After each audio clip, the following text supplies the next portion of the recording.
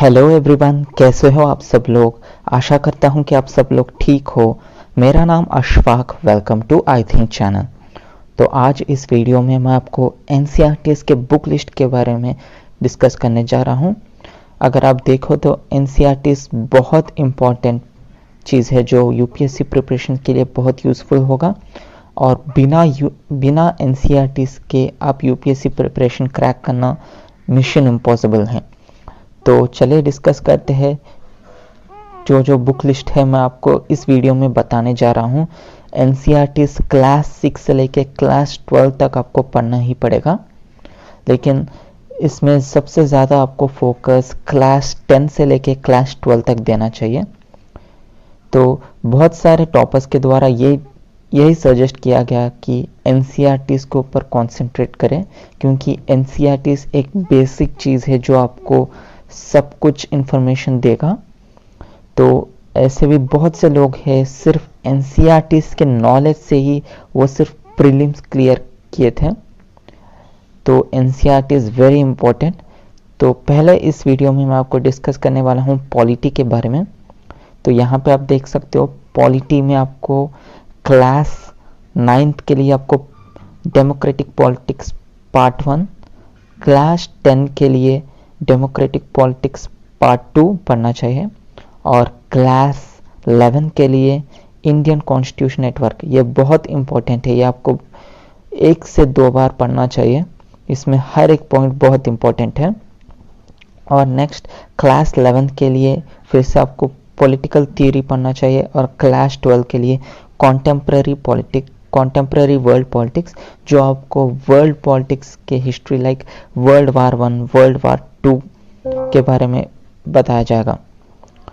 तो नेक्स्ट यहाँ पे आपको फिर से यहाँ पे आप देख सकते हो लाइक क्लास 12 के लिए फिर से politics in India since independence. ये भी बहुत इंपॉर्टेंट चीज़ है जो आपको पढ़ना ही पड़ेगा।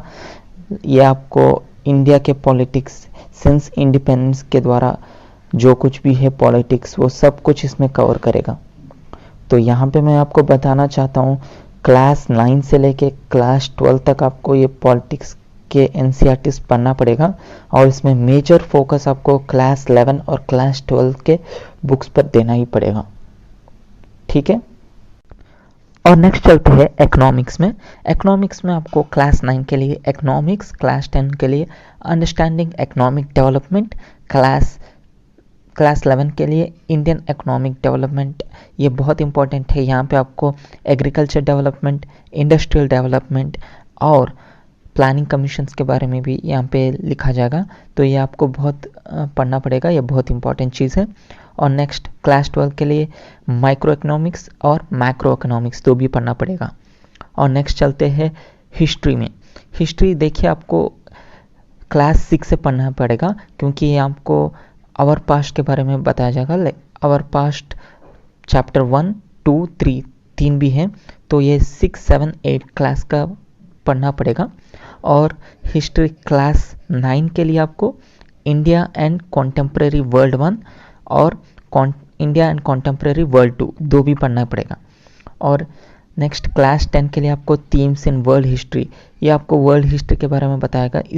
इसमें आपको ये क्लास 10 ये बहुत इंपॉर्टेंट है।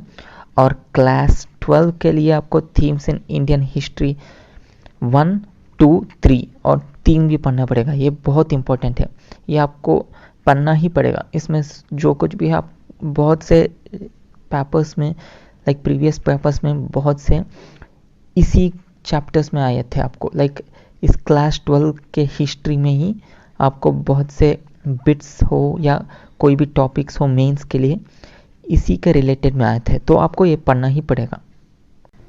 और नेक्स्ट चलते हैं एंशिएंट हिस्ट्री। एंशिएंट हिस्ट्री के लिए आपको लाइक आर शर्मा का बुक पढ़ने से बहुत काफ़ी है, इसमें आपको पूरा सिलेबस कवर कर देगा। और नेक्स्ट मिडिवल हिस्ट्री के लिए आपको लाइक क्लास 9 का जो सतीश चंद्र बुक है ना, वो पढ़ने से भी काफ़ी है। और नेक्स्ट मॉडर्न हिस्ट्री के लिए आप लाइक एनसीईआरटी के लेवल में आप बिपिन चंद्रा का बुक है ना, वो पढ़ने से काफ़ी है क्लास 10 का। तो ये काफ़ी है। अगर आप एक्स्ट्रा कुछ पढ़ना चाहते हैं तो स्पेक्ट्रम बुक पढ़ सकते हो मॉडर्न हिस्ट्री के लिए, लेकिन लाइक एनसीईआरटी के लेवल में आप क्लास 10 का बिपिन चंद्रा बुक पढ़ने से काफ़ी है।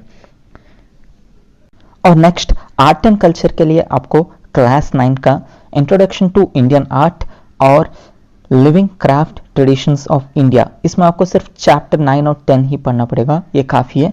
लाइक जो living craft traditions of India है ना, उसमें आपको चैप्टर 9 और 10 पढ़ने से काफ़ी है। और नेक्स्ट अब चलते हैं ज्योग्राफी। देखिए ज्योग्राफी बहुत ईजी है, आपको इसमें कोई ज़्यादा मेहनत करने की ज़रूरत नहीं।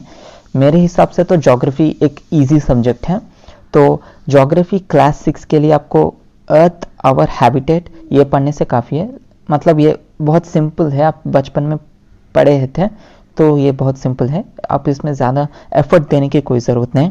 और क्लास 7 के लिए आवर एनवायरनमेंट, क्लास 8 के लिए रिसोर्स एंड डेवलपमेंट, क्लास 9 के लिए कॉन्टेम्प्रेरी इंडिया पार्ट 1, 10 के लिए कॉन्टेम्प्रेरी इंडिया पार्ट 2 और क्लास 11 के लिए फंडामेंटल्स ऑफ फिजिकल ज्योग्राफी और इंडियन फिजिकल एनवायरनमेंट, ये पढ़ने से काफ़ी है। और क्लास 12 के लिए आपको फंडामेंटल्स ऑफ ह्यूमन ज्योग्राफी और इंडियन पीपल एंड इकोनॉमी, ये पढ़ने से काफ़ी है। देखिए इसमें आपको ज़्यादा ओवर स्ट्रेस लेने की कोई ज़रूरत नहीं। लाइक मैं आपको जल्दी में ये अभी तक मैंने जो कुछ भी बताया था एनसीईआरटीज़ के टॉपिक्स, ये सब के सब मैं आपको एक पीडीएफ में लाइक हाईलाइट करके इम्पॉर्टेंट पॉइंट्स हाईलाइट करके मैं आपको पीडीएफ प्रोवाइड करूँगा टेलीग्राम में। तो आप जब तक हमारे टेलीग्राम में फॉलो कर सकते हो, इसका रिलेटेड आपको जल्दी में इम्पॉर्टेंट पॉइंट्स आपको पीडीएफ के रूप में मिल जाएगा टेलीग्राम में, तो आप इसमें फॉलो हो सकते हो। तब आपको लाइक पूरा पढ़ने की कोई ज़रूरत नहीं, सिर्फ जो हाईलाइटेड पॉइंट्स है वो पढ़ने से काफ़ी है, क्योंकि उसी में से आपको प्रीलिम्स में एमसीक्यूज आ सकते हैं। ओके, तो आज के लिए सिर्फ यही है दोस्तों, तो मिलते हैं अगले वीडियो पे। और हाँ, मैं बताना चाहता हूँ इसका रिलेटेड पीडीएफ आपको जल्दी में ही टेलीग्राम में मिल जाएगा, तो जब तक आप हमारे टेलीग्राम चैनल में फॉलो कर सकते हो। तो अगर आपको ये लेक्चर पसंद आने से लाइक कीजिए, शेयर कीजिए और सब्सक्राइब कीजिए। अगर आपको पसंद नहीं आने से डिसलाइक कीजिए और हाँ, फीडबैक भी ज़रूर दीजिए। तो जब तक यही है आज के लिए, तो मिलते हैं अगले वीडियो पे। जब तक धन्यवाद, जय हिंद।